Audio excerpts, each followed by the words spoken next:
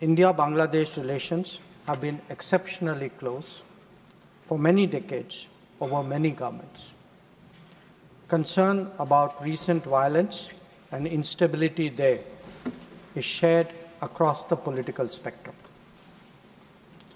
Since the election in January 2024, there has been considerable tension, deep divides, and growing polarization in Bangladesh politics.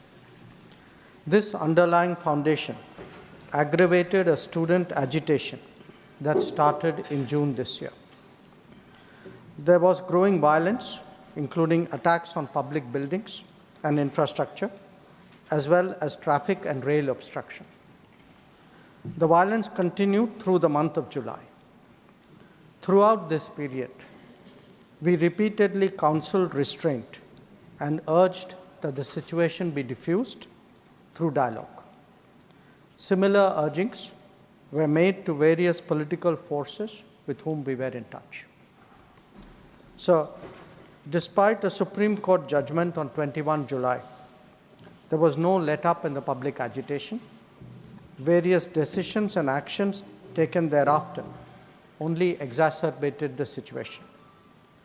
The agitation at this stage coalesced around a one-point agenda, that is that the Prime Minister, Sheikh Hasina, should step down. On 4th August, events took a very serious turn.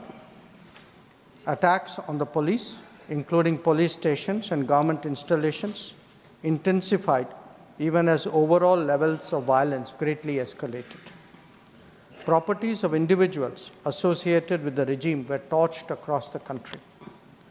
What was particularly worrying was that minorities, their businesses and temples also came under attack at multiple locations. The full extent of this is still not clear. So, on 5th August, demonstrators converged in Dhaka despite the curfew.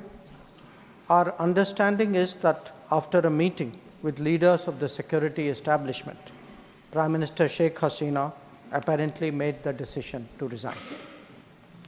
At very short notice, she requested approval to come for the moment to India.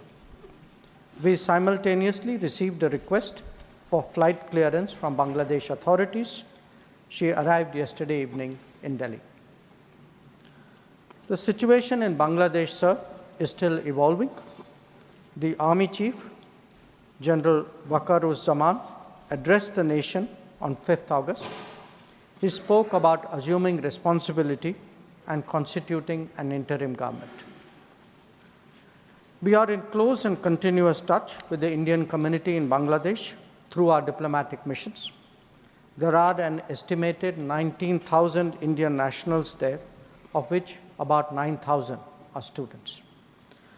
The bulk of the students, however, have already returned to India in the month of July on the advice of the High Commission. In terms of our diplomatic presence, in addition to the High Commission in Dhaka, we have assistant High Commissions in Chittagong, Rajshahi, Khulna, and Sylhet. It is our expectation that the host government will provide the required security protection for these establishments. We look forward to their normal functioning once the situation stabilizes. Chairman, sir, we are also monitoring the situation with regard to the status of minorities. There are reports of initiatives by various groups and organizations to ensure their protection and well-being. We welcome that, but will naturally remain deeply concerned till law and order is visibly restored. Our border guarding forces have also been instructed to be exceptionally alert in view of this complex situation. In the last 24 hours, we have also been in regular touch with the authorities in Dhaka. This is the situation as of now.